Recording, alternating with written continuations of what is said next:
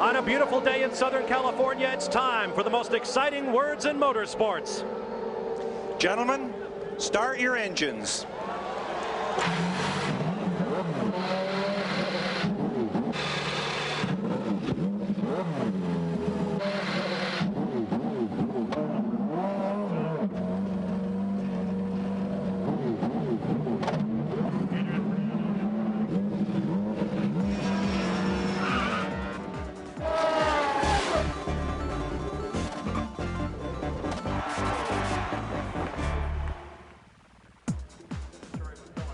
In the world of motorsports, there are races, there are great races, and there are the icons. Welcome to one of the latter, the Toyota Grand Prix of Long Beach from Long Beach, California, round 3 of the PPG Kart World Series for 1997. Hello everyone, I'm Bob Varsha, along with 1992 winner of the Long Beach Grand Prix, Danny Sullivan. Danny, let's talk a little bit about this race. What's going through the drivers' minds? Arguably, this is the most important race of the season.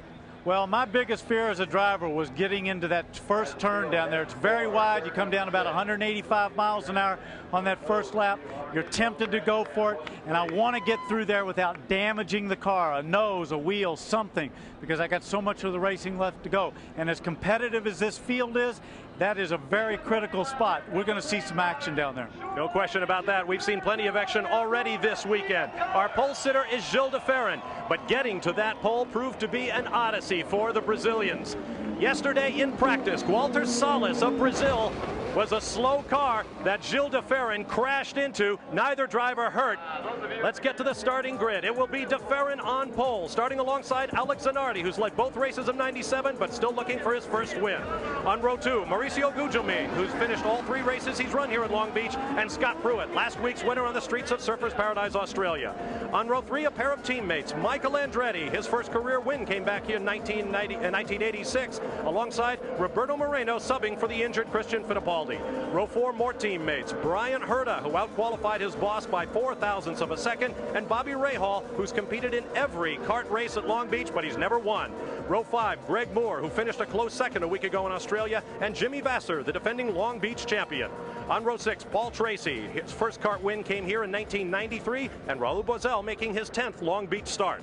Row 7, Parker Johnstone, who finished second here a year ago, his career best. And Mark Blundell from Great Britain, his first visit to these streets. Row 8, Al Unser Jr. This is the worst Long Beach starting position ever for the 6-time winner. And Richie Hearn, his best career finish, a 10th, came here a year ago. Row 9, the rookies, Dario Franchitti and Walter Salles. On row number 10, Andre Ribeiro. His 6th place last week was the Lola Chassis' best 97 finish, and Adrian Fernandez, who made his first kart start here in 1993. 7 of the drivers in this field ran their first races on these streets. Row 11, the rookie Patrick Carpentier, who finished 9th in his debut in Miami, and Michel Jourdain Jr., his first race was here 1 year ago. Row 12, another pair of teammates, Juan Fangio II, the fastest Toyota-powered qualifier, and P.J. Jones. Row 13, Paul Jasper, making only his 2nd start in the PPG Kart World Series, and Max Papis. And on row 14, Hiro Matsushita. His first career start came here in 1990. Dennis Vitolo had hoped to start in that position, but crashed heavily in practice and had to withdraw his car. Danny, let's talk about the racetrack. Well, there's 2 key places to pass here in your lower left part of your screen at the end of the front straightaway, and on the back straightaway, turn 6. Those are also danger spots, but the 2 places that seems to catch everybody out are those other 2 little hairpins, and they always seem to have an incident there. There's always seems to be an opening that the guy figures he's got to go for because it's so tough to pass around here. He takes it, and usually there's a bad something happens. Here's a look at our race analysis. The circuit, 1.59 miles around, a temporary street course. And the operative word there, streets. This is not a billiard table smooth racetrack. Race length, 105 laps. The race record, a 99.283 mile-an-hour average set by Al Unser Jr. in one of his 6 wins. No driver has one more here. The pit window, we're looking for the cars to come in on lap 38. The stories we'll be following, Al Unser Jr.'s frustration. The king of the streets of Long Beach has no points in 1997. Only one other time in his glittering 15-year career in the sport has that happened. Can Gilles de Ferran win? He dominated this race 1 year ago before the car let him down with 5 laps remaining, and Jimmy VASSER took the victory. Now let's get down to Jack Arute. Well, Bob, you're talking about the pit window. Well, pit road itself has been the scene of some crazy accidents during the history of the Long Beach Grand Prix, and now they've addressed that. CART has widened the pit road area. A very simple fix. They've gone and put the barriers, which are approximately 1.5 yards wide, up, and now it's a little bit wider, Gary Gerald. Keep in mind, over the last 13 years, only once has a winner come from beyond the second row. We've got great contenders back in the field. VASSER in the 5th row, HERTA in the 4th, and in the 3rd, you've got Andretti. Let's go green. All right, thank you, gentlemen. The field is lining up on Shoreline Drive. The green flag is in the hands of the flagman. We are ready to go racing at Long Beach. The green waves, and we are underway. Turn 1 coming up. And look at Gilles de Ferran rocket into a big lead. Alex ZANARDI and Mauricio Gugelmin behind him. They will be 1, 2, and 3 into turn 1.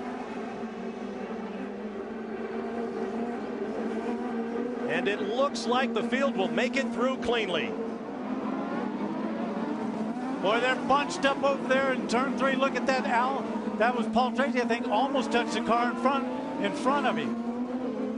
6 times over the history of this great race, the leader of the first lap has gone on to win at Long Beach, but it hasn't happened since Al Unser Jr. back in 1990. I wonder if Gilles de Ferran is aware of that. There is Alex ZANARDI, whose string of 6 consecutive pole positions, a new record for the PPG Kart Series, was broken by Gilles de Ferran in final qualifying yesterday, and de Ferran never turned a lap in final qualifying.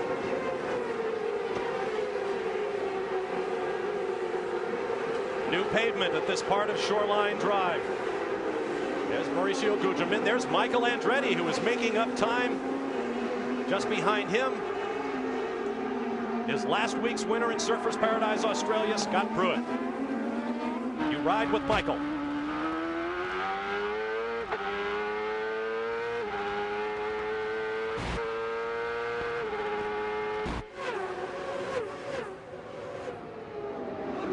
Heavy braking here for turn number 6.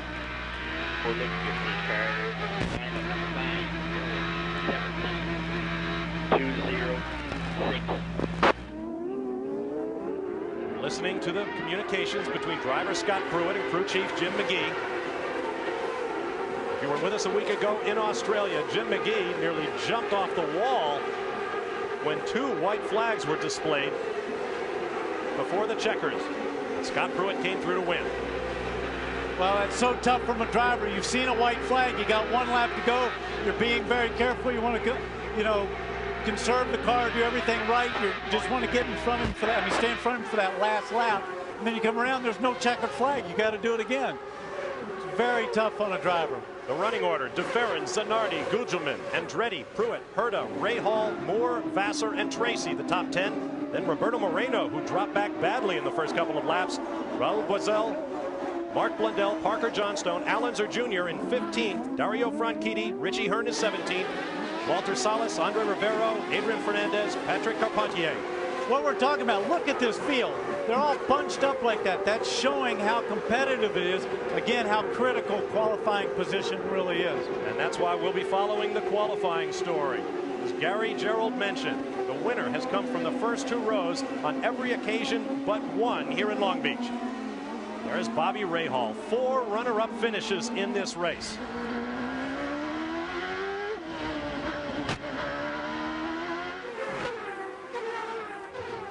Fast set of sweepers here onto Seaside Way under the exhibition center. Back into the bright sunlight. Oh, and Richie Hearn. He has 2,500 guests here, courtesy of his sponsor, Ralph's Food for Less, and he is in a braking zone there. Yeah, but they'll see him coming around there good, and he's in fairly, that's right where the accident was Gilles de Ferran in qualifying, but on the opposite side of the track. They'll have yellows all over the place here. We have a full course caution. Let's get to Gary Gerald. And the radio conversation to the Hearn pit was that the motor simply died. Heartbreak in the opening couple of laps on the streets for the young driver.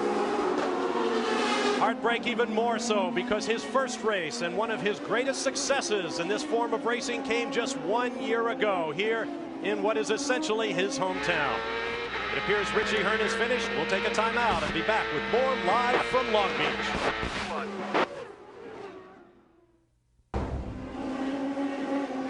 Back live on the streets of Long Beach. Something curious just happened. As I mentioned, we had a full course caution flag. It flew from the flag stand, but then when Richie Hearn's car was pulled off the racetrack down near turn 1, the full course caution was rescinded from the flag stand. Meanwhile, Paul Tracy has gotten around Jimmy Vasser for 9th place. The question is, did he do it while the yellow still waved? Here's Gary Gerald.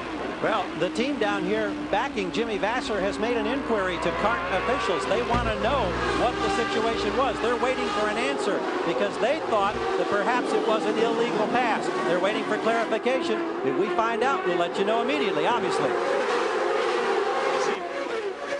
Thanks, Gary. Paul Tracy runs right behind Greg Moore. World-famous Shoreline Drive. A lot of new concrete pavement down here, but still very bumpy in that braking zone, Danny.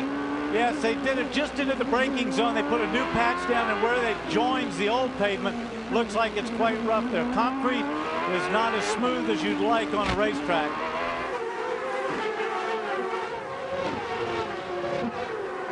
Let's get down to Jack Arute with more on that passing under the yellow story. Well, Bob, one of the nuances of road racing is there are stations located all the way around the racetrack. They're called flagging stations. And under a yellow condition in road racing, you can have what's called a station yellow.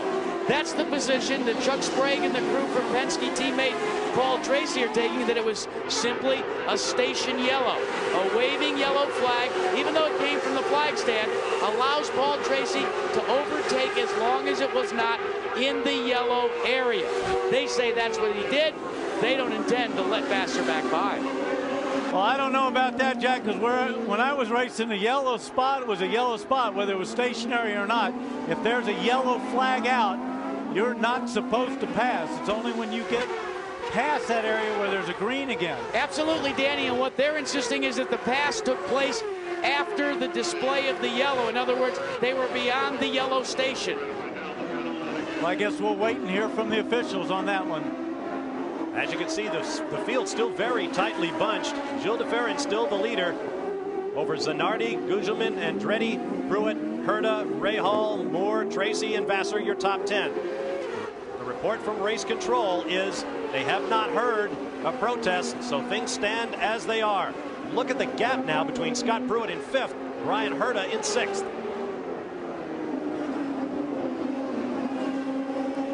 Well, the problem is these guys back here are racing too. You know, they got to race the guy in front of them, but they also got to be conscious of the man behind them. And so you got to drive a little defensively so you don't give up that spot as well. Around here, you cannot afford to make the slightest mistake or 1 or 2 cars are past you. Young Greg Moore in that pale blue car just behind Bobby Rahal. 3rd in points coming into this weekend behind Michael Andretti and Scott Pruitt, with a couple of great drives. 4th in Homestead, Florida, and then a 2nd on the streets of Surfers Paradise, Australia. Here's a program note. Next Sunday at 5 o'clock Eastern Time, 4 p.m. Central and Pacific, a passion to play women's boxing, spectacle or sport, here on ABC Sports, looking at the reasons why women fight and why both men and women watch. Michael Andretti with Michael Andretti down in 1. He's got a cut left rear tire. He's going to have to go around, so he's going to lose a tremendous amount of ground, if not an entire lap here. He's got to go slow enough that it doesn't see how it's beating the bodywork there. That is really critical. He's got to slow down some, or he's going to damage the bodywork, and that'll hurt him worse. If you look just ahead of that flapping rubber, there is a suspension part, or at least well, it's not a suspension part. That's a stay for the rear bodywork, which holds that in place, and he's just beating that. Well, he's going to do some damage, and it's so hard as a driver. You think you're going so slow. Look at this. Look at how the speed those cars are passing. He thinks he's doing about 20 miles an hour, and he's probably doing 50. The engineers call it delamination as the carcass of the tire begins to come apart. Now, one saving grace with that damage, when he gets around to the hairpin, he doesn't have to go around the hairpin. He'll turn right before that up into the pit lane. Close action here. Jimmy Vasser. Roberto Moreno has gotten around him in the bright red number 11 car. He looks like he's slowing. He looks like he's got a problem. Vasser's looking down in the cockpit as Raul Boesel goes around. Mark Blundell is there. Parker Johnstone is there. Everybody is passing the defending race champion. He's definitely got a problem. Something's going on. It's one thing when one, look, he's flat. He must have a flat tire too. Look at this left rear, it's flat. Just like left rear, just like Michael. Now that can be from debris, or he could have tapped the wall. You just don't know what it would have made it go down. Now see, he'll turn right there. He gets to do that under the rules. Meanwhile, Michael Andretti is in. Here's Gary Gerould. Well, a frustrated race crew going to work with fresh rubber. A shredded left rear. Boy, you can see it just got torn to pieces. Jack.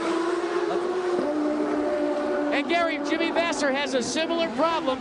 They are changing the rear tire. The left rear tire is flat. They're having a little bit more difficulty doing it, though. Back to you. Well, the interesting thing here is they both have the same problem. But one's on a Goodyear, Michael Andretti, and Jimmy VASSER's on a Firestone. So it shouldn't be down to a tire. They must have run over something out there on the track. Michael Andretti drops to dead last, number 26 in the field. As our timing and scoring continues to circulate, Jimmy VASSER back on the racetrack now. But he is shown in 24th, a full lap down. And the laps happen quickly here at Long Beach, about 53.5 seconds per. Yes, but he will have taken one advantage here. He will have gone ahead and they will have topped his fuel up. So if a yellow situation plays out later on. Ryan HERTA comes through with team boss Bobby Rahal just behind. And then Greg Moore. This is 5th, 6th, 7th, and 8th as Paul Tracy is right there as well in the Penske Mercedes.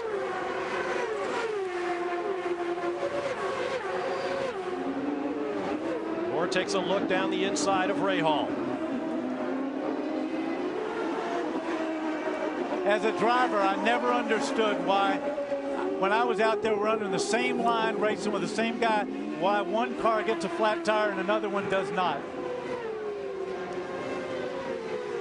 All right, now let's get back to that flat tire situation. Here's Gary Gerould. Boy, you look at this tire, you can see it thrashing around, but end result down here, when you see just how badly it's ripped, the Goodyear engineers immediately took a look at it. They said, we'll have to take it back in, basically into a lab to try to dissect it to see. More than likely it was caused by a puncture, but with all of this damage, there's no way of knowing right now. The only thing that Michael Andretti knows is he is now way back with a long, long way to go, and he's not the only one. Jack?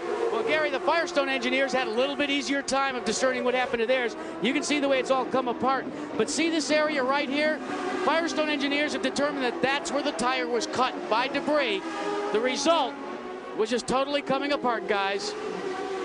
All right, thank you, gentlemen. That battle continues to rage as the crew of 4 turns onto Shoreline Drive. Another flat left rear. This is Roberto Moreno standing in for the injured Christian Fittipaldi, who no doubt is looking on from his home in Miami, Florida. But this is interesting because he's gone straight on down there. I'm not sure why, because he's only about a corner away from turning into the back of the pits. Reverse. How do I get reverse? You hear Moreno talking with Brian Lyles in the pit, and we have a full course caution, so the Toyota safety car will be coming out. We'll have a chance to slow things down. We'll be back to Long Beach. Stay with us.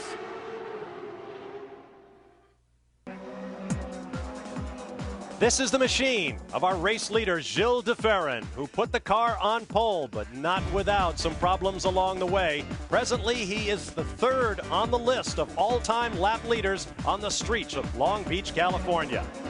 There is de Ferran in his machine. We are under a full course caution here at the Toyota Grand Prix of Long Beach.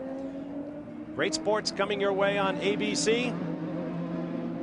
Next Sunday at 2:30 p.m. Eastern Time, 1:30 Central and Pacific. World Cup Soccer, the USA versus Mexico, in a quest to join one of the greatest of all sporting events, the World Cup of Soccer, coming up in 1998.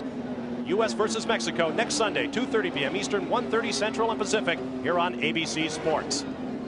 Bob Varsha along with Danny Sullivan with you. Jack Arute and Gary Gerould are in the pits. Here's Jack. Well, Bob, let's update you first. The condition of the leader's car, Gilles de Ferran, no complaints at all. They want to do a little bit of fuel conservation. De Ferran, as we ride on board with him, very, very happy with the setup. Now, the man running directly behind him in second, Alex ZANARDI, has been complaining of slight understeer. Now, what does that mean? It's a push condition so that when he turns the wheel, the car still wants to go straight. Not something you want, Danny Sullivan, when you have concrete canyons and barriers on both sides of this road course. But that's the condition for both de Ferran and ZANARDI. Let's go to Bob. All right, thanks very much, Jack. De FERRAN is your race leader, a man who is a contender at virtually any race he runs. Gilles talked with us this weekend about the driving forces in his life and his roots in racing. My first love was with the machine. You know, as a kid, I used to really like cars and everything else. I was a little bit of a petrol head. And then I started driving when I was 14 in go-karts back home in Brazil. One thing led to another until I became a Brazilian Formula 4 champion in '87. And I decided to stop school for a while, go to England, see how it worked out, and I never came back. In Europe, FERRAN began climbing through the minor leagues of racing on the celebrated staircase of talent established by Formula One world champion Jackie Stewart. It was one of the best things that ever happened in my career. I mean, I learned so much from the man, and he took me really from Formula 4 level all the way to what I'm doing now. While racing for Stewart, FERRAN also met his future wife, Angela, who's expecting their second child in 2 weeks. Rather than holding him back, family life has energized Gilles. It's changed my life. I think every father would attest to that. It's been really a great experience, and for me, it's been a somewhat motivating experience. You know, a lot of people say that maybe you tend to get a little more conservative when you become a father, and for me, it really had an opposite effect. I just get out of bed with more energy in the morning, and I'm really a lot more motivated than when I used to be and when I was not a father. And it gives you a sense of responsibility in the world as well, which I think has been helpful to my career, to be honest. Well, I would say Gilles FERRAN is probably owed something by the streets of Long Beach. And let me get back to a fact I alluded to a moment ago. As the race leader right now, Gilles FERRAN has moved into third place among the all-time lap leaders on the streets of Long Beach. In only his third race, he ranks behind only Al Unser Jr. and Mario Andretti. Let's get down to Gary Gerould.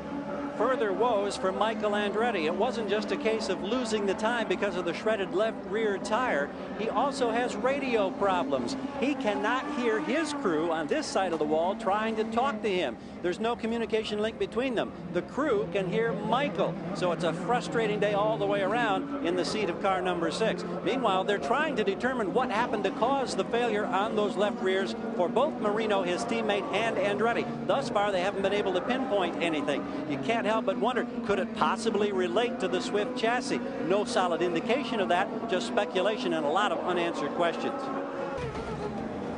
Still under a full course caution as the field makes its way across the start-finish line to complete 21 laps. Cars headed for the pit lane.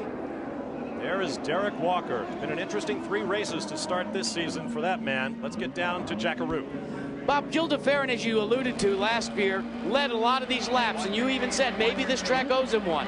One of the things FERRAN said earlier this weekend was that this is a very difficult racetrack for a driver. He said you're inside the cockpit, you're running as virtually as hard as you possibly can.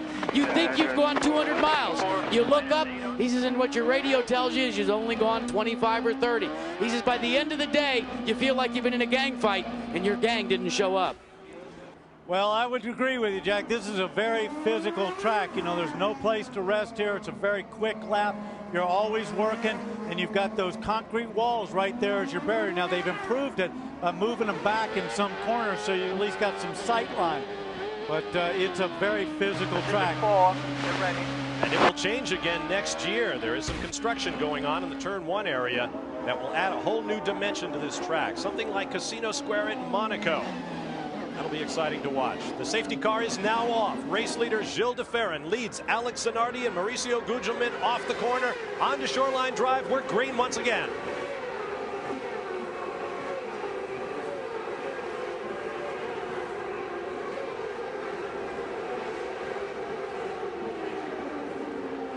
Bobby Rahal looks down the inside of his teammate Brian HERTA, who locks up the right front. Paul Tracy was taking a look around that car right there, that blue car of Greg Moore. There is Tracy, 1993 winner on these streets. There's just so few places around here to have a good pass, and you've got to take every opportunity. This corner right here, look at that. Scott Pruitt going around Jimmy VASSER. And there's Greg Moore, who He missed the corner. He missed turn 6. Right where we saw Scott Pruitt made that pass, Greg Moore missed it. Look, he wants him to push him back. Appears he's lost the fire. That's a brand new Reynard with Mercedes-Benz power. He drove the opening race of the series in a 96 model, and Brian Herta getting them all locked up as he closes up. That's 2 laps in a row where he locked them up. He can't do that too many times. It'll flat spot him, make it very uncomfortable to drive, particularly with that broken thumb.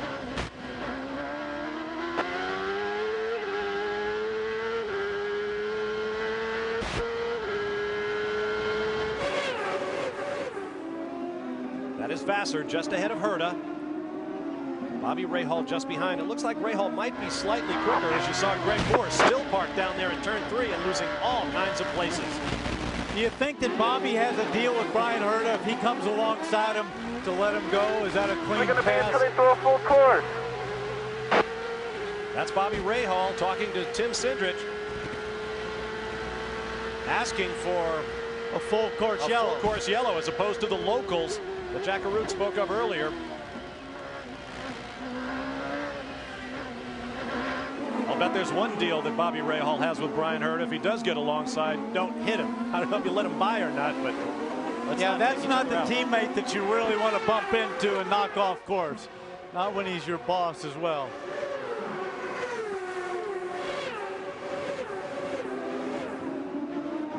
This is the area where Moore was off and is still off. Oh my.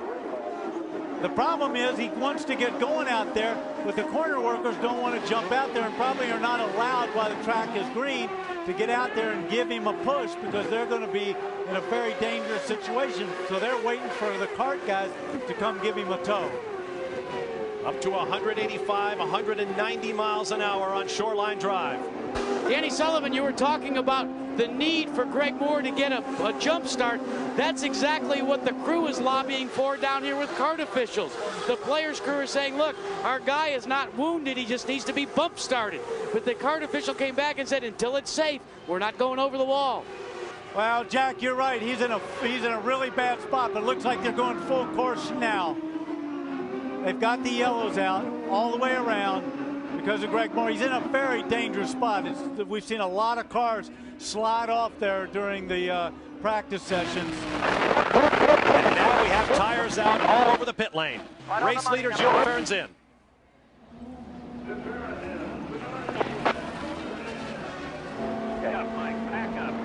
Here's where a pit crew can make up places for their man. We saw lots of places made up in the pits last weekend in Surfers Paradise, Australia. Brian Herta's team goes to work. De Ferran is done and away.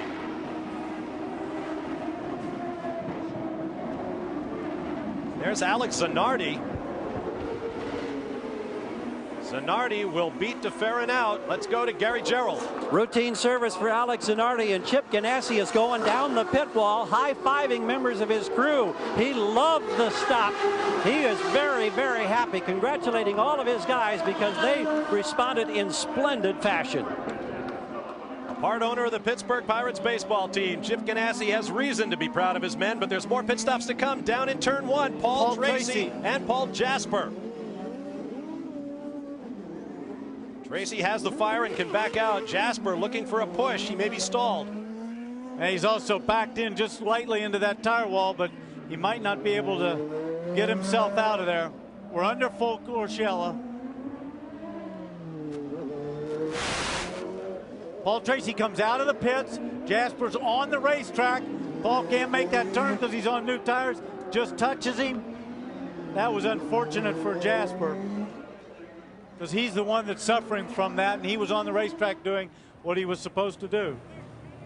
Well, the yellow is already out as they talk it over with Paul Jasper. It looks like it might not be too badly damaged.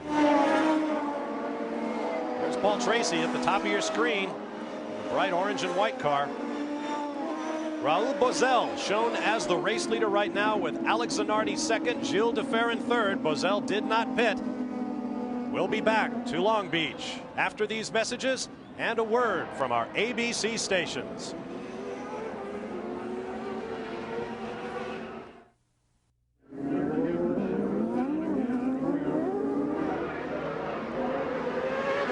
Back on the streets of Long Beach, the green flag waves, and we are back underway. Boy, and that pit stop was really costly for Gilles de Ferran. He's way back in the field. And we have a lot of traffic. First in line is Jimmy Vasser, but he has shown 19th on the scoring summary. There is the race leader right now, Rahal Boesel.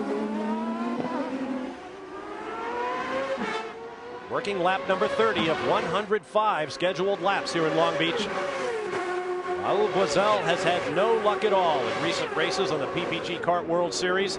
Lots of mechanical problems. It's been a couple of seasons since he won a race. His teammate Scott Pruitt triumphed just a week ago on the streets of Surfers Paradise. Frankly, Danny, I find it hard to believe that Surfers was just a week ago. It seems incredible everything that has gone on in that short period of time. Looking back from Jimmy Vasser's car. Shoreline Drive, 190 miles an hour. Alex Zanardi is second. There is Michael Andretti. He is shown in 20th position. There's Roberto Moreno going around Max Papis. Max Papis very professional there, moved over, realized those were the race leaders. A ride with Gilles de Ferran, who is third in the race, behind Boesel and Zanardi. Let's get a report from Jackaroo. Well, Bob, while we were away at commercial, Paul Tracy brought his car into pit road. Team Penske looked it over. They were concerned that maybe a steering arm had been bent. A real detailed inspection showed that that was not the case. They have since talked to Paul on the radio, said they have not seen anything wrong, said go ahead and be a little bit patient. But remember, guys, after a little ding in Australia, how well Paul Tracy ran. Maybe we're seeing it deja vu all over again. Well, of course he did, and he liked the car better. It did about changed, I think, the front camber about 90 thou, and he's liked it. They've actually tested it, and they're putting it on the car. It's amazing how you find these things out sometimes.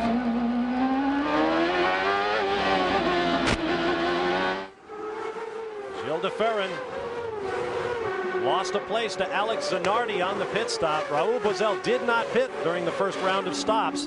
Zanardi got out ahead of de Ferran. The big loser in the round of pit stops, Brian HERTA, came in 5th, went out 9th. And of course, Gilles de Ferran that we're on board with right now, he's right behind the two Newman Haas cars of Roberto Moreno and Michael Andretti. Those are going to be two tough cars to get by. They're very quick. Running order at the moment: Boesel, Zanardi, de Ferran, Gugelmin, Pruitt, Rahal, Blundell, Johnstone, HERTA, and Al Unser Jr. up to 10th. All of those cars, except race leader Rahal Boesel, have pitted once.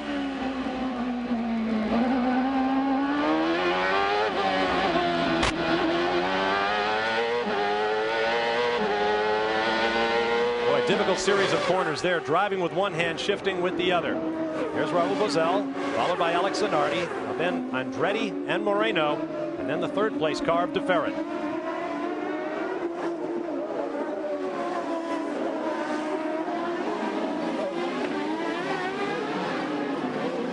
Through the tight hairpin, 29 miles per hour.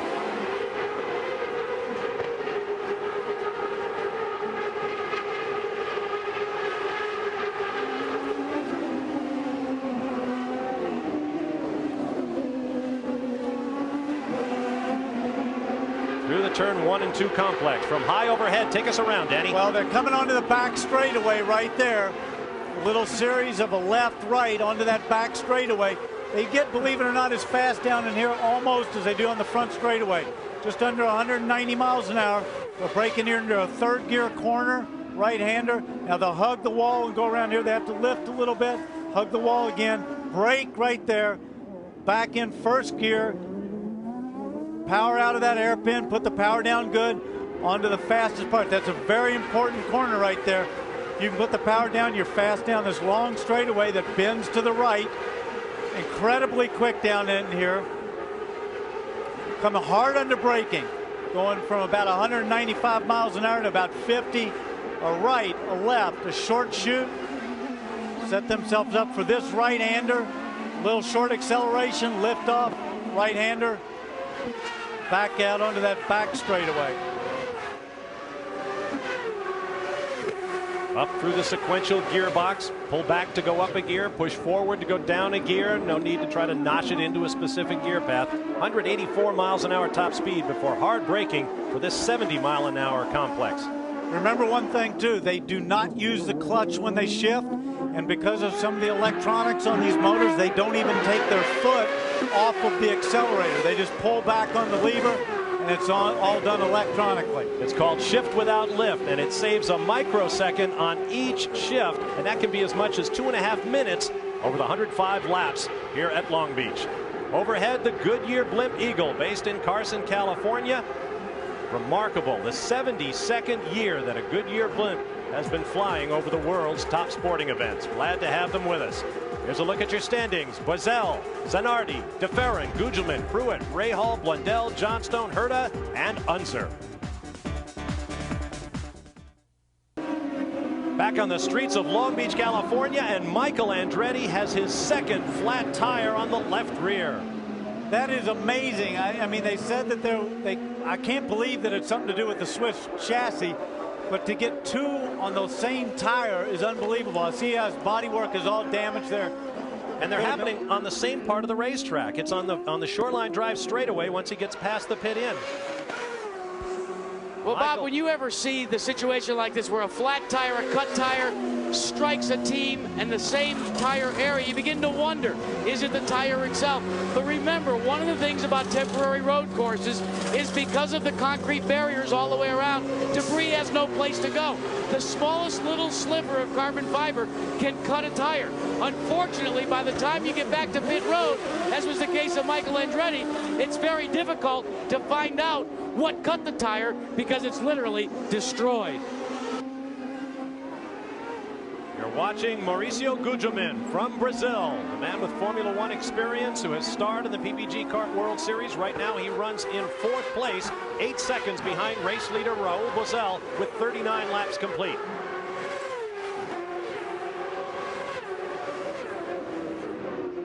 He has dropped back 1 position from the one he started in. Gugelmin, that is, has been qualifying well this year. It's just getting to the checkered flag that seems to have been causing him problems.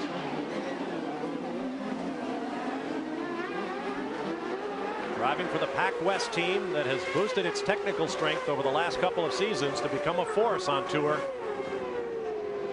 And now race leader Raul Boesel is in. Gary Gerald. Watching this Patrick Racing Team crew work, everything routine thus far. That yellow was a huge sigh of relief for them. Oh, a hesitation, waiting for the fueling to be complete. They've got a problem. They're at 19 seconds, at 20 seconds, and counting. This is not good.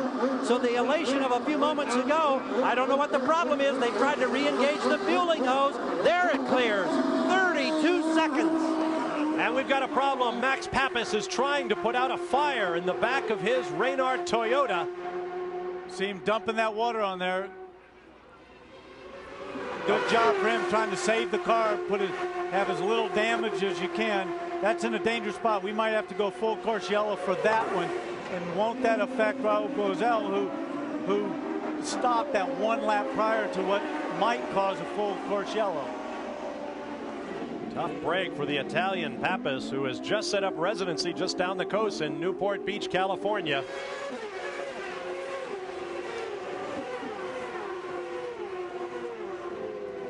There's Paul Tracy. Tracy runs in 14th position right now. And we have the full course caution. While we have this opportunity, let's talk about one of the activities that has become nearly as popular as the Toyota Grand Prix of Long Beach itself. It's called the Toyota Pro Celebrity Challenge. It took place yesterday. Let's take a look at the highlights. Saturday here at Long Beach means just one thing. The celebrities come out to shine at the annual Toyota Pro Celebrity Race. Stars from television and film, along with former and active professional drivers, take over the paddock to mingle with their fans while getting some last-minute tips from the current stars of the PPG Kart World Series.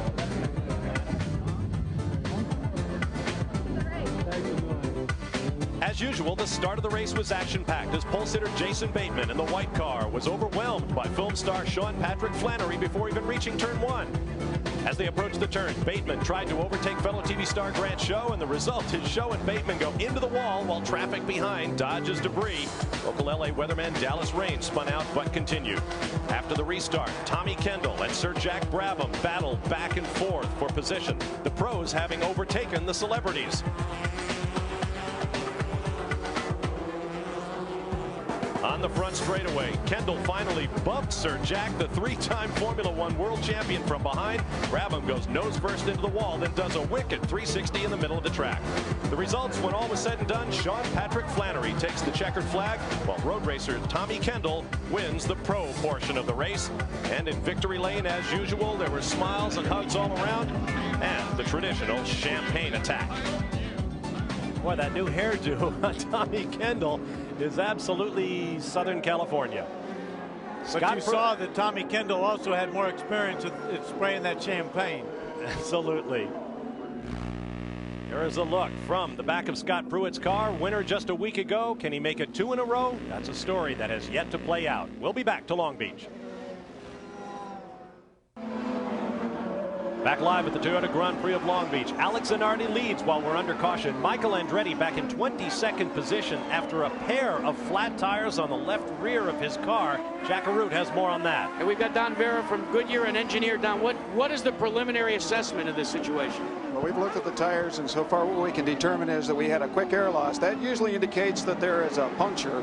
That's what we're investigating. We're going to be looking further at the tires. None of our other cars have had this problem. We're going to continue on and make sure the air pressures are up there for everybody right now. Now, I asked Peter Gibbons, and he's concerned that there may be a problem. You're not concerned? At this point, we don't see any concern for any other problems right now. We're following it, and we will continue to monitor the situation.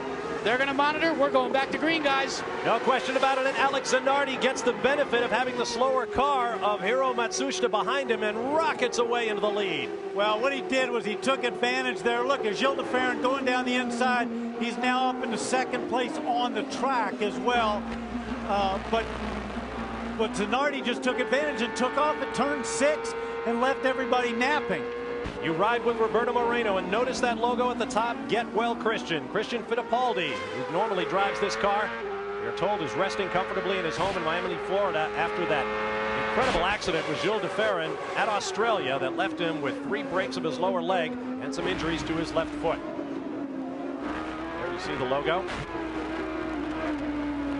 Moreno runs in 21st position. Let's go down to Gary Gerould.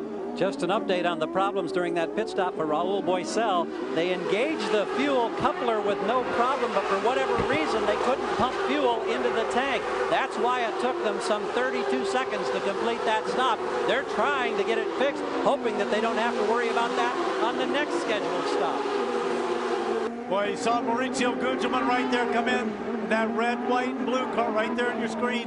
Locked him up a little bit. He's trying hard. He wants to get in front of that car because he doesn't want to lose touch with Gilles de Ferran and Alex Zanardi.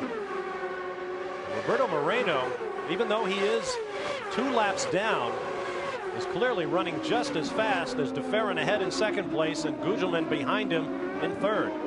Well, of course, he had a very quick car before he had that puncture and had to go up the escape road and lost those 2 laps. All of the top cars have completed 1 pit stop except Paul Tracy, who has pitted twice. Jimmy Vasser has pitted twice. 2 stops also. Michael Andretti, unfortunately, has been in 2 times that he didn't want to for that those punctures. 3 pit stops in all for Michael Andretti, Michel Jourdain Jr., and Paul Jasper. I'll tell you what, from a driver's point of view, that is so frustrating when you got a couple slower cars in between yourself and the guy that's leading on the track, and he takes advantage of it, and you can't do anything because those slower cars are kind of napping.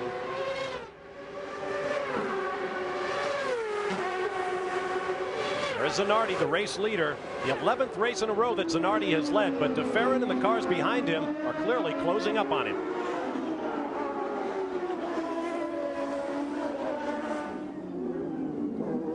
Through the tight hairpin. Gary Gerould is standing by in pit lane. With a disappointed Max Papis. Max, how hot did it get? How hot was it? Oh my God, you should have been there with me, I kept on going, wanted to go to the end, but unfortunately today was not a good day for us. And how much damage to the race car do you think? I got the water just in time. I don't think my mechanics have to do too much job. But Toyota, I think, we have to develop a lot, and I hope they will come out with a very good product very short. In your estimation, what is this racetrack like? How are the driving conditions today? Today, the racetrack is in very good condition. There's a lot of debris offline, especially in this fast bend, and you can pick up a lot of bad rubber on your tires. But in the corner, the track is pretty good. Thanks, Max. Thanks. Max Papis driving for the Arciero Wells Toyota-powered team. This is very much a home race for them. Here is our green race average. This is only the racing under the green flag, 97 miles an hour and change. A record 99.283 set by Al Unser Jr. in 1994. Yeah, Gilles de Ferran is clearly closing up right there. But as you said, Moreno is right behind him. He's not losing any ground. But that is a cushion for Gilles de Ferran, because he doesn't have to worry about him back there. If that was Maurizio Gugelmin right behind him, he'd be a lot more concerned. These are the two men who battled through final qualifying. De Ferran sitting on the pit wall waiting to see if Alex Zanardi, the reigning qualifying master on the PPG Kart World Series, could take the pole away from him. De Ferran even got into the car to try to go back out if, in fact, Zanardi beat his time. It never happened, but it was exciting to watch. See a little bit of that debris offline right there, and it doesn't take much. Paul Jasper off at turn 1. 0.8, Zanardi 53.4. It sounds like Derek Walker talking to Gilles de Ferran. I know that voice well. That was Derek Walker. He's given the times of the people around him so he knows what they're lapping, because his lap time will come up on his board. Look at Moreno right there trying to get it, got in there, got it sideways and spun it out and smacked the wall with his left rear. I think he thought he could close on de Ferran and was going to make a run onto that back straightaway. Now, if he still has the engine running and the car will work, if he can get across the track, he can come in the back door. Boy, that's a dangerous spot. You bet it is. Because that's a blind corner. See everybody wiggling? They see him at the last second, but that's in a dangerous spot, especially if you're the car right behind him. The problem is the flag stand is on the other side of the track, so they're signaling him, but he's in a bad spot. His thumb is on the radio button. They're going to have to go full course yellow at that position. He is in too dangerous of a spot, and I think that left rear is probably damaged where they couldn't get a tow truck on him. What a moment for Yeah, Moreno. we're going full course yellow now. They've got to in that position. That's just too dangerous. Still, the car's going by at a tremendous rip. That's still a 70 to 80 mile an hour complex of corners. Let's take another look from the onboard. All right, he's right behind Gilles de Ferran. Comes in. He gets a good run off there. Oh, he just gets in there. Smacked it. He just got in there a little too hot, trying to make a run out there. That's unfortunate. He was driving a good race. And he had a good race car under him. The race may not yet be over for Roberto Moreno. They'll have to take it back to the pits and check the damage. Safety truck on hand to get him around. We are back under a full course caution. We'll be back to the streets of Long Beach after these messages and a word from our ABC stations.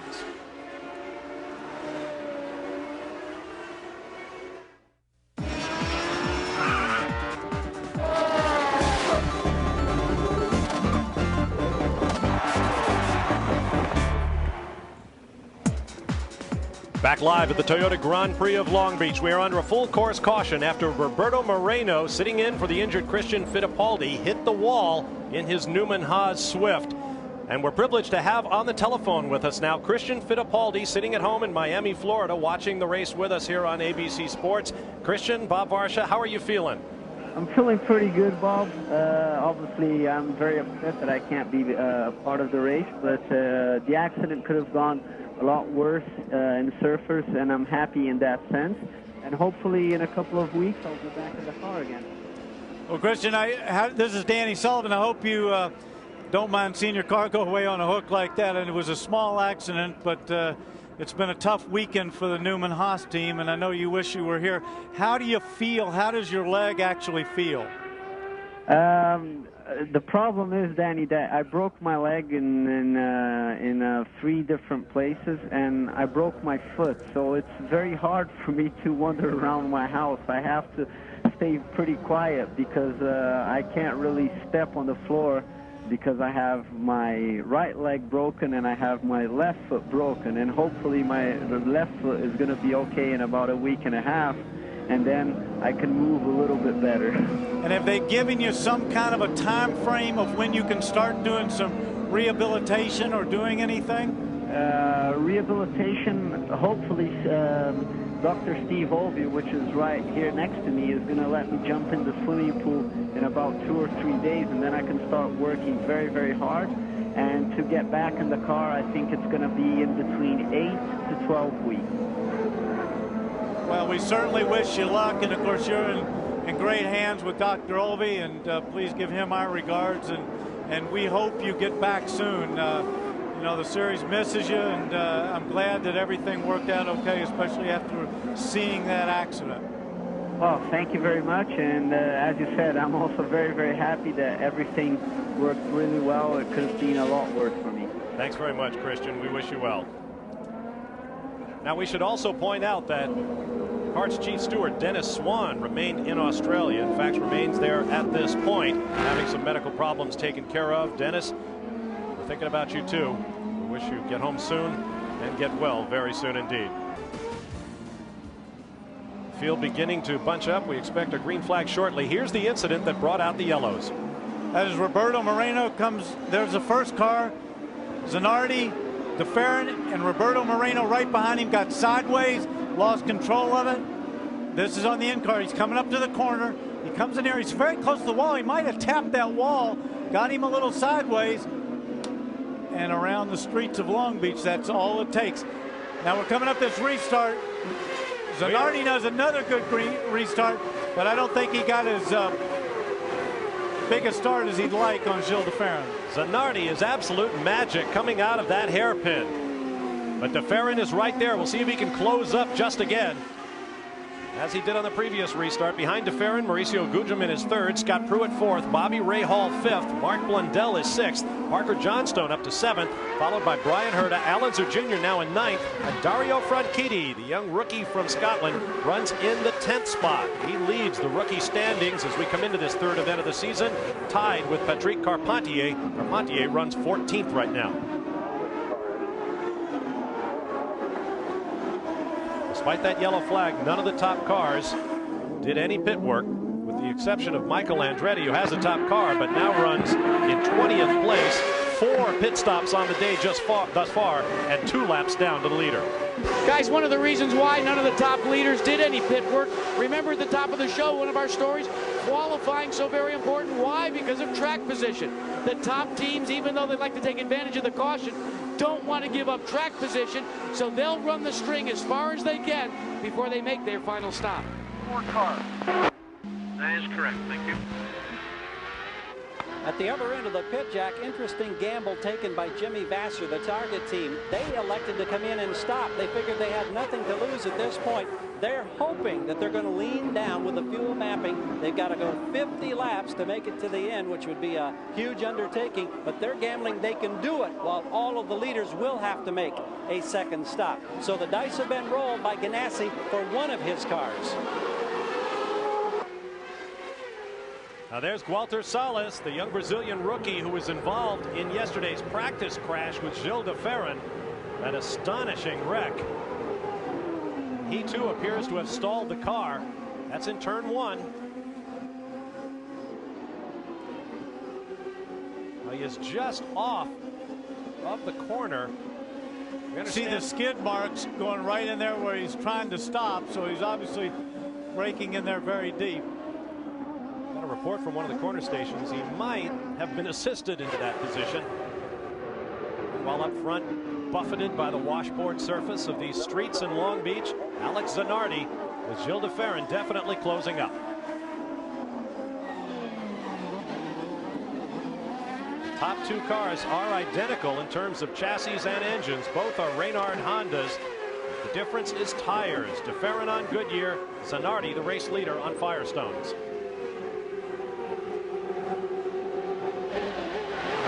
Ride with FERRAN, turn 1.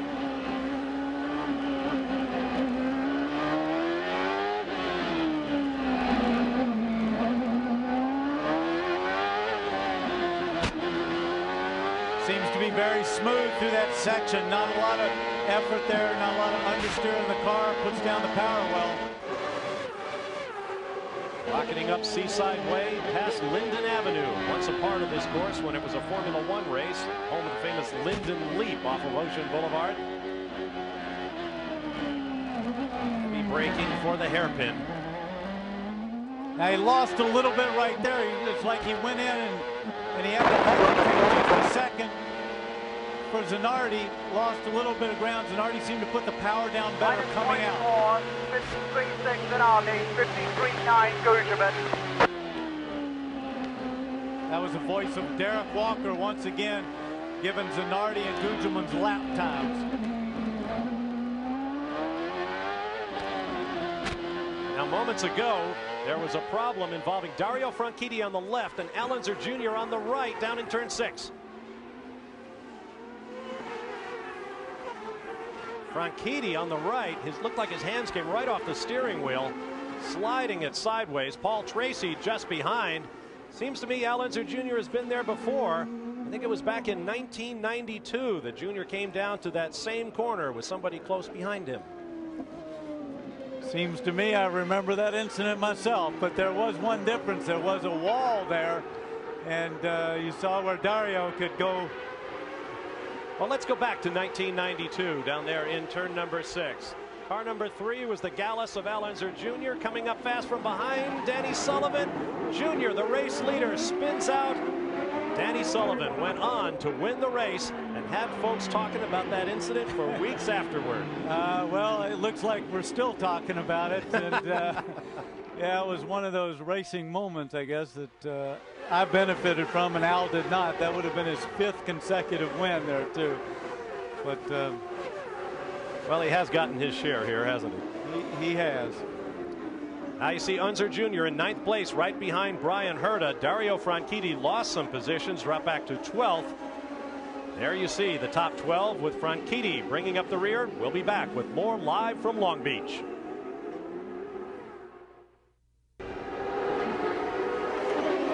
Welcome back live to the streets of Long Beach and the Toyota Grand Prix of Long Beach. Before a packed house, a huge crowd on hand as Mark Blundell on the right of your screen turns onto Shoreline Boulevard. He is in 6th position. Just behind him, Parker Johnstone.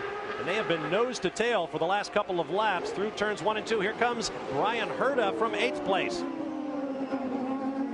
That's the problem when you're battling that car in front of you. All of a sudden, the pack gets behind you, and then you've got to drive defensively for the guy behind you. You can't just watch the guy in front as well. That gives also Blundell a little bit of breathing room. He had Parker Johnstone all over him for the last couple of laps. There are Mark Blundell's numbers as he marches forward through the field. The Englishman could use a good finish for the Pac West team. His teammate Mauricio Gugelmin runs in 3rd place. Parker Johnstone finished 2nd here a year ago, the best he's ever done in the PPG Kart World Series.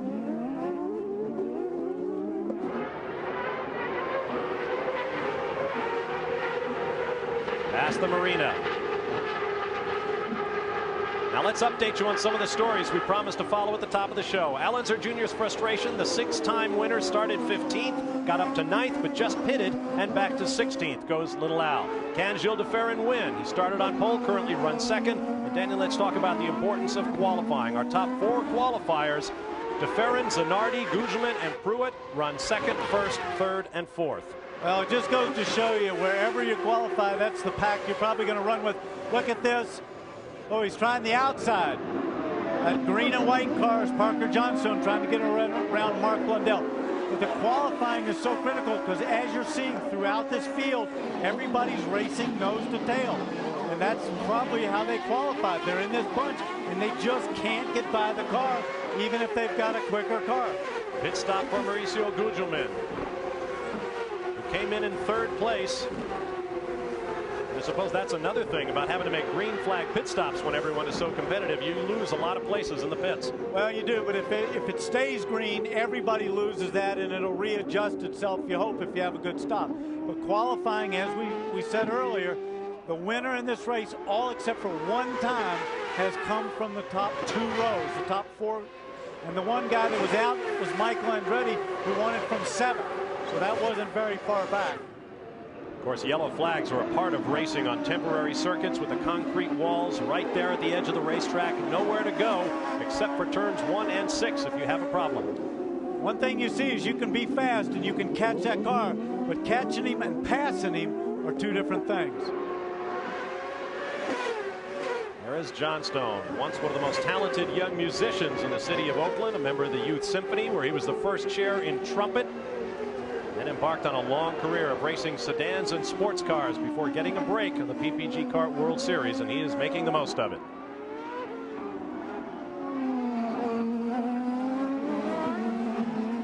Now we'll pick up Gilles de Ferran. Now there may be a pit stop in the very near future for the Walker Racing driver. Behind Walter Salas. Pit entrance on the right. No, he will not take it. And that was Derrick Walker telling his men. It was a sensational stop the first time. They're going to make one change on the wing to impact handling. There's the turn. They go up 1 turn on the left front. Waiting, rolling. Got him in 12.2 seconds. Moment there as ZANARDI came out very nearly into the path of Parker Johnstone, who had a similar incident in the pits with Paul Tracy just a week ago.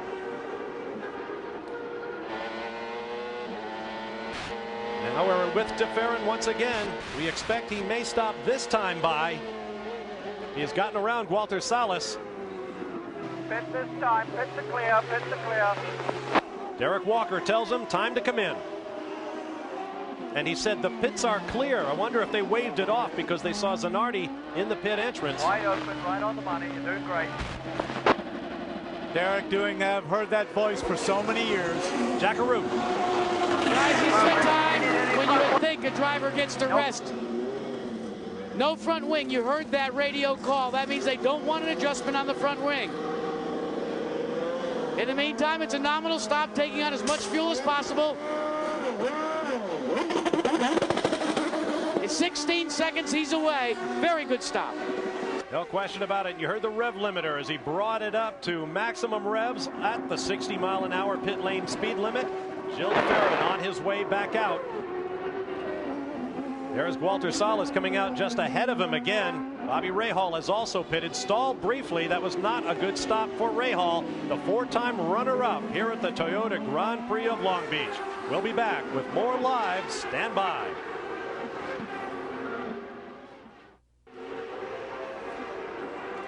Back in Long Beach, high overhead with the Goodyear Blimp Eagle, based in Carson, California. The old joke goes, you aren't a legitimate sporting event if you don't have the Goodyear Blimp overhead. Why? 72 years a Goodyear Blimp has been flying over the world's great sporting events. Here on the streets of Long Beach, the 23rd edition of one of the greatest events in motorsports. Our race leader is Raul Boesel, who is pitting out of sequence and has made only 1 stop thus far in this race. There's the race leader, trying to make it 2 in a row for veteran car owner Pat Patrick and the Brahma Sports team. Let's take a look at the gaps between the leader and the cars behind. Jimmy Vasser 6.1 seconds back. Then ZANARDI just behind his teammate. Mauricio Gugelmin 14.7. Gilles de Ferran 18.5. Let's get down to Jack Arute. There's been action in the pits. And this is not a good day for the Kmart Havoline car. The Swift, not a problem, but it seemed to be a problem with tires, Michael. Yeah, I don't know. Something wrong. We exploded 3 tires, and we figured 3's enough. We might, we were lucky enough not put it in the wall, so, go to the next one. But I also want to say hi to Christian and tell him to hurry back. We had to talk to Christian on the phone. He's back in Miami, as you know. But the question that comes to mind is, did you have any warning, or did they just go? Just blew. I was very lucky with the 2 on the front straightaway. How I didn't spin, I don't know. I was just very lucky. Well, your son drove his first go-kart race today, or this week. How'd he do? Well, unfortunately, he didn't do it. He's going to do it in a couple weeks. They were repaving the track or something, so. Wouldn't you know it, a racer has to wait for the track to get ready. Guys? All right, thanks very much, Jack. I was sure Marco was out racing today. That's what I was told anyway. Meanwhile, Raul Boesel looking to end a long streak of rotten racing luck. A couple of lap cars between him and this man, Jimmy Vasser, who dropped back early on, but has worked his way back up the field. 3 pit stops for Vasser and the Target Ganassi Racing team. They run in second place right now with his teammate Alex ZANARDI just behind. And don't forget, he took on that fuel to try to go the 50 laps at the end so that he doesn't have to make one more stop. So there's a lot of strategies being played out in this fuel situation right now. Michael Andretti out of this race. That's his first DNF since the Michigan 500 1 year ago. Remarkable record for the sport's winningest driver with 36 career tallies. There is Alex ZANARDI and Jimmy Vasser. There's a look at the top 12. We'll be back after these messages and a word from our ABC stations.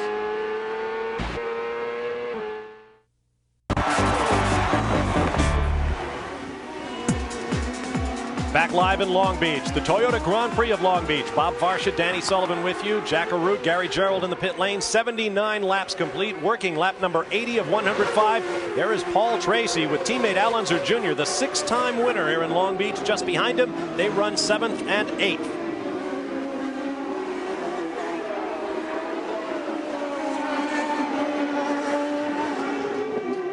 The running order is Rahal Boisel, Jimmy Vasser, Alex ZANARDI, Mauricio Gugelmin, Gilles de Ferran, Scott Pruitt, then Tracy and Unser Jr. Parker Johnstone just behind them is 9th, and 10th is Brian Herta. Gary Gerald. Well, we were wondering about how big the gamble was for Jimmy Vasser and his team. At the pace they're running now, we just asked Tom Anderson, can you sustain? Do you have any chance? He said, frankly, we're going to need 10, maybe 12 laps of yellow. That's such a long shot, I can't imagine it happening. I think Vasser undoubtedly will have to make a second stop. Jack? Well, Gary, updating you from this end of the pits, Team Penske have pitted out of sequence. You can see both Al Unser Jr. and Paul Tracy are moving up. But let's talk to Derek Walker about that last pit stop. 16 seconds for the stop. It looked as if you had a problem with fuel.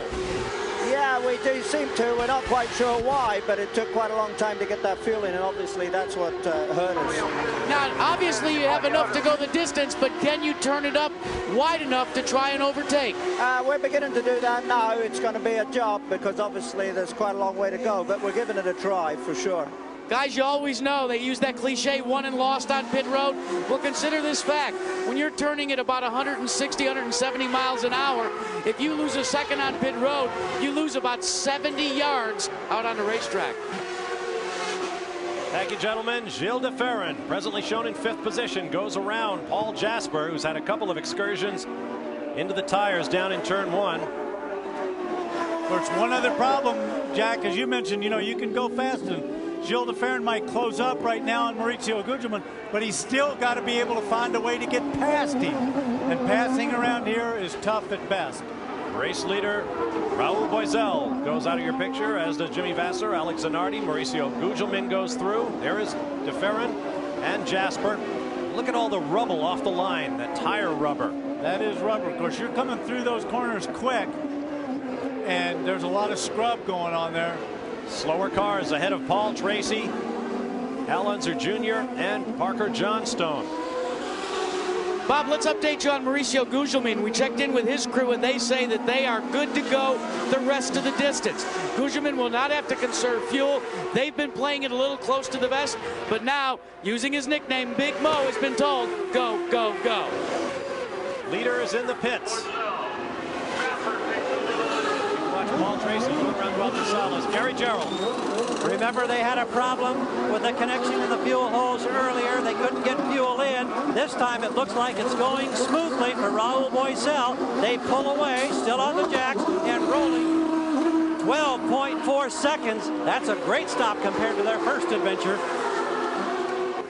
Well, they picked a good time to do it under green. You needed that good stop. The other one, he was saved a lot by the yellow. Now Jimmy Vasser is into the lead. And keep in mind, we've just reported that we need, or he needs, some yellow flag time if he's to get to the checkered flag on this load of fuel. The defending champion is back where he wants to be. Well, don't forget, he needs to get a yellow, but he also needs to have a yellow for about 10 or 12 laps. That's a pretty good size yellow. To 185 miles an hour on Shoreline Drive.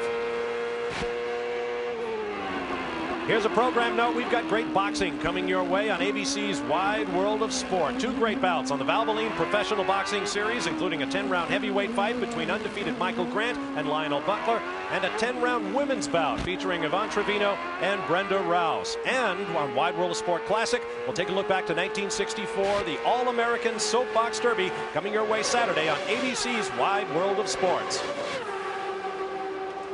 Vasser to ZANARDI, and then look at the gap back to Mauricio Gugelmin, Gilles de Ferran. The 3rd car in line is a lapped car. The difficult part that these 2 guys face is Mauricio is trying to race his way to catch up to ZANARDI and Vasser, but he's got to protect himself for the attack that's coming from Gilles de Ferran. They don't want to slow themselves down, but anytime you get in a battle, you tend to let the other guy in front of you have a little advantage. Hard to believe the man that holds the PPG Cup as the series champion has not led since the season finale at Laguna Seca. So Jimmy Vasser is out front right now. We'll take a quick break and be back with more live from the streets of Long Beach. Stay with us.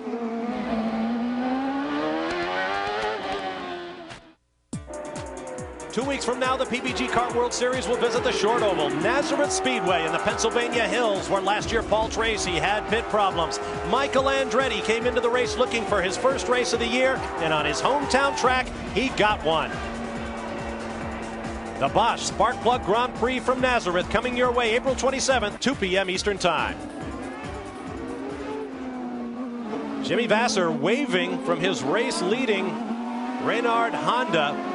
I'm not so sure that was a wave of friendliness.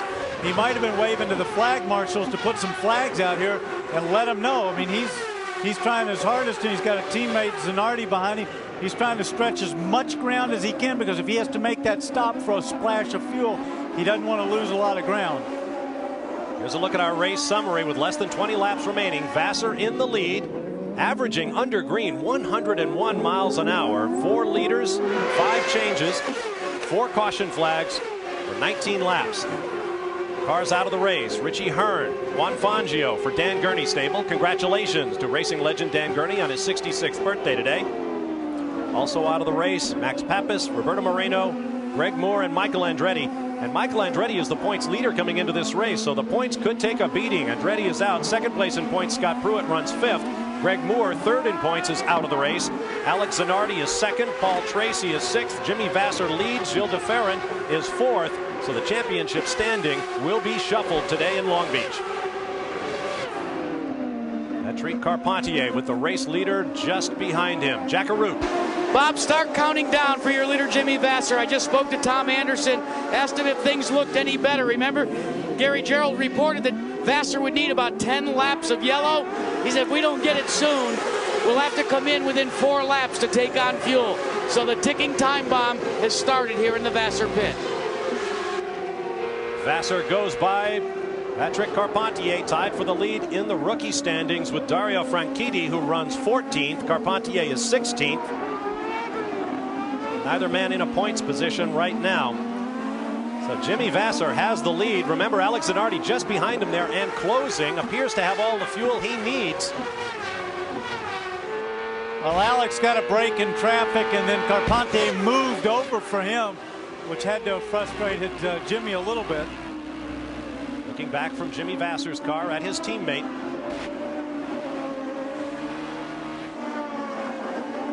Confirmed from the Ganassi pits. ZANARDI can go all the way to the checkers. Vasser cannot.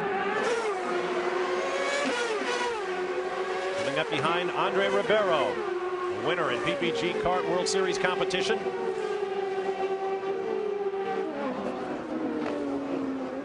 Down in the Target Ganassi pits, Jimmy Vasser's crew counts the laps, knowing what they must do to salvage their man's race when he comes in. It's going to have to be spot on. And of course, that will be a timed fuel stop, meaning they will time how much fuel they want to flow into the car, so they have just enough to get there. They don't waste any time in the pits, but he's got enough fuel to run strong the rest of the way. And the man with that fuel hose has to hit it right on the button. See, this is very frustrating for Jimmy right now. He can't get by those cars. Took a chance right there, but look who's right behind him. Well, ZANARDI offline. We saw Ellenser Jr. spin in practice or qualifying by getting offline there in that corner. There's the gap for ZANARDI, closing up behind the leader. That gap is not that big right now. It's not 1 second. Now surely ZANARDI knows that his teammate has a pit stop coming. Oh, for sure. Their team has awarded him. I think that's why he's probably not pressuring as much. He's more concerned on what's going on behind him because VASSER has to stop, and he's aware of that. And not only that, Danny, but the radio call has just gone out to Jimmy VASSER that he is going to have to come in the next lap. So we're watching the lead evaporate as they work down the back part of the course. Current kart PPG World Series champion Jimmy VASSER is out of fuel or pretty darn close to it. Yeah, Alex ZANARDI's concern right at the moment is what's going on behind him. No stop this time. Jimmy VASSER's going to go. Well, he said one more lap. That could have meant after this lap, we're going to do one more. Well, Danny, what they're actually doing is they're conserving fuel again. They've turned the fuel mapping down, trying to squeeze one additional lap out.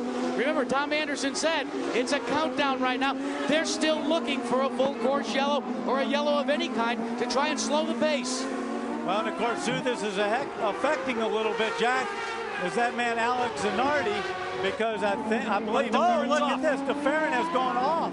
From 4th place. And he stalled it. He just stalled it. You saw it jerk forward. He just stalled the car. Oh, fourth spot. Has Long Beach done it again to Gilles de Ferran? Oh, he is very frustrated right there. VASSER, pit entry on the right, and he heads in. Race leader is in.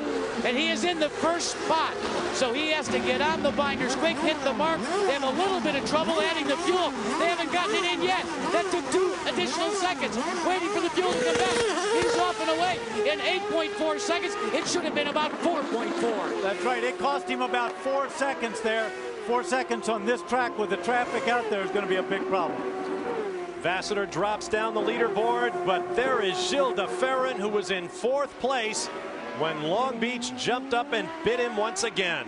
After dominating the first 100 laps of this 105-lap race a year ago, the car let him down then. Now he has spun off and stopped down in turn number 1. There is your new race leader, Alex ZANARDI, looking for his first victory of the year. Will he get it? We'll be back with more live coverage of the Toyota Grand Prix of Long Beach. Back live in Long Beach, the Toyota Grand Prix of Long Beach race leader Alex ZANARDI going around the lap car of Paul Jasper.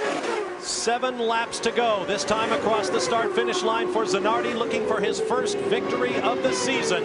Mauricio Gugelmin runs 2nd, Scott Pruitt 3rd, Al Unser Jr. up to 4th, Parker Johnstone 5th, Paul Tracy is 6th. Now let's find out what happened to Gilles de Ferran moments ago.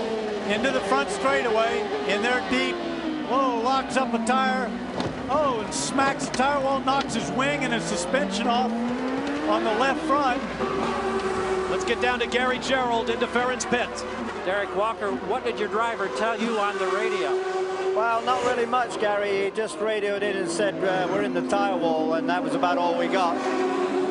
Obviously a tough day for everybody. We've had a good car, and we didn't bring it home where we wanted to be. You've got to feel like this place owes you something. 2 years in a row now where you've been such a strong contender. Well, it is a pretty good racetrack for it, but no good if you can't finish, and obviously today we didn't do it, so we'll have to try again another year. Thanks, Derek. Thank you. Obviously very disappointed there. 2nd DNF of the year for de Ferran. You just saw the race leader. 2nd place, Mo Gugelmin. Passing Paul Jasper, who waved for him to go back, very professional. And here comes Scott Pruitt in 3rd place. There is Al Unser Jr. in 4th position. And right behind him is Parker Johnstone right there in 5th. Well, this has to be encouraging for Al Unser Jr. Win or not, he has struggled so much this year. With only one other year in the last 15 has Al Unser Jr. gone the first 2 races of the year without scoring championship points. It looks like he'll get a big handful today, and I'm sure they'll be welcome. Parker Johnstone right there behind him, running in 5th.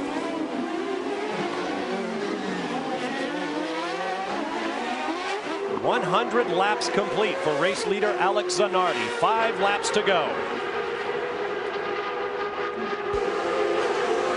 Hey, Bob, you know, let me tell you about Parker Johnstone. Remember 1 week ago in Australia, we saw Johnstone looking like a pinball, bouncing around, crashing into things. What happened? We talked to Parker earlier today. He said they really went the wrong way on the setup. So bad was the setup that when they got here, it started all over again. Little by little, practice after practice, they started going in the opposite direction.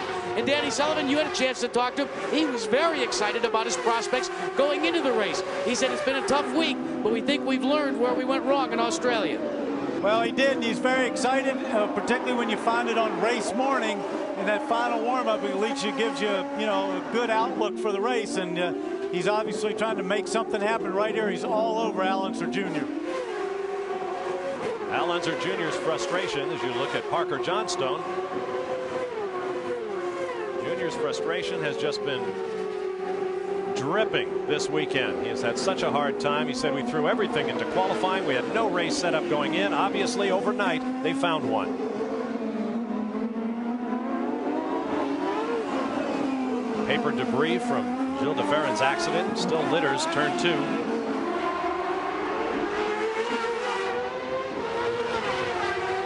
Johnstone looking very racy behind Al Unser Jr. with 4 laps remaining. Of course, with 4 laps remaining, let me tell you, as a driver, your car gets awful wide at that position. Like we said, it's one thing to catch him, it's another thing to get by him. But Parker is all over him.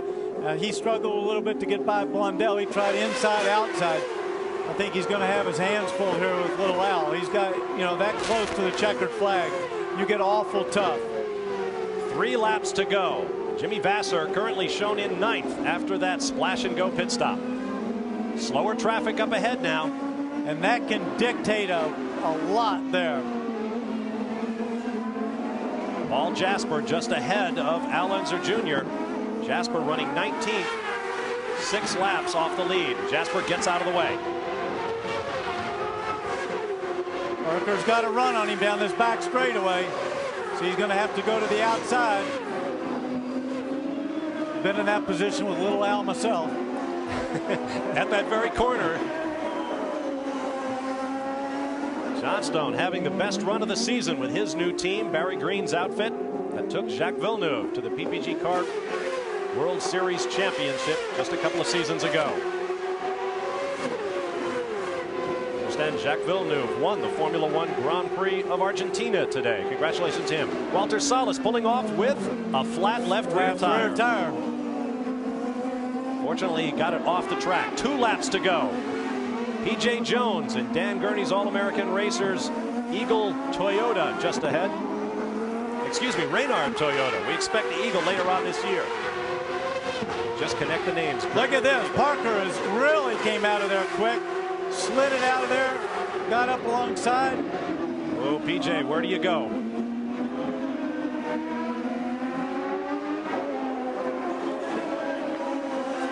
PJ seems like he's holding his own right there as well, but white flag lap. 1 lap remaining. 1.59 miles for Alex Zanardi. And we just have a yellow down here and an oil flag down at the first corner. Can't pass there, Parker, not with a yellow flag. He knows he has to sit behind it. See Al get a little sideways there. It must be slippery, a little oil down there. His back end stepped out. But I also saw a little blue tire smoke there. There is race leader Alex Zanardi. A year ago, victory went to his teammate Jimmy Vasser. Today, it appears it will be Alex Zanardi's turn. The victory will be the 4th of his career, 1st of the season, 10th for the Target Ganassi team, and with it, a $5,000 donation to the St. Jude's Children's Hospital in St. Louis. Now, here's the battle. Last year, Al Unser Jr. finished 3rd behind Parker Johnstone 2nd. Right now, they run 4th and 5th with a Shoreline Drive straightaway ahead of them. It's a drag race to the finish, and it appears Al Unser Jr. will take it. Zanardi, Gugelmin, Pruitt, Unser Jr., Johnstone, your top 5. And the crowd is on its feet in salute of Alex Zanardi. He did not get the pole, but he picks up the win. We'll be back to interview the latest winner of the Toyota Grand Prix of Long Beach. Stay with us.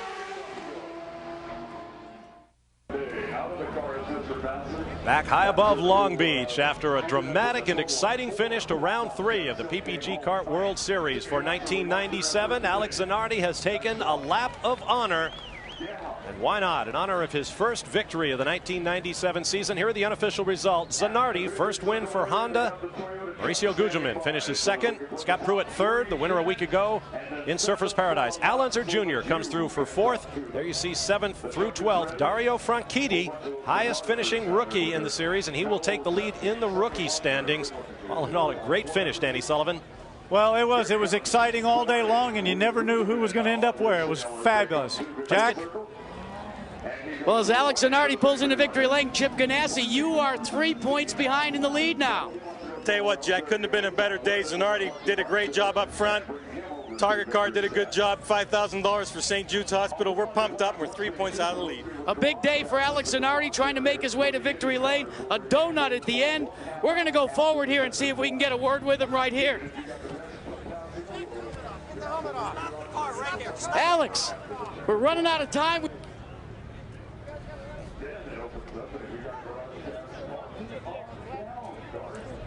Oh, it appears we're back. Trying to pandemonium here. Go ahead and leave it on, Alex. Congratulations, we're running out of time. Thank you.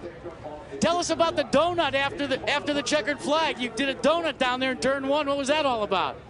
The crowd here were amazing, and I had to please them a little bit also. So it's fantastic. I mean, we've been close for the first 2 races to win, but this now is our, and nobody's going to steal it from us. Now, in Australia, a rumor went out that when you were out of racing, you told kind of as a joke that you drove a pizza truck. Let's put that one to rest here. That's not the case, was it? I'm Italian. I eat a lot of pizza, but I don't drive a pizza truck. I think that's a very good way to end victory lane here today, guys. Alex ZANARDI, victorious here in Long Beach. Gentlemen. Alex ZANARDI. A crowd salute at the end of the race. Here are the point standings. The championship after 3 of 17 races. Scott Pruitt moves into a 3-point margin over Alex ZANARDI. Michael Andretti drops from 1st to 3rd. It's going to be a great championship. We hope you'll be with us every step of the way here on ABC Sports and on ESPN. The 23rd running of the Toyota Grand Prix of Long Beach is now complete. Be sure to be with us for the next round of the series, April 27th from Nazareth Speedway in Pennsylvania, the Bosch Sparkplug Grand Prix, 2 p.m. Eastern Time, April 27th. So one of the world's great racing venues has produced another great race, and it will for years to come. I'm Bob Varsha for Danny Sullivan, Gary Gerald, and Jack Arute. So long from Long Beach, California.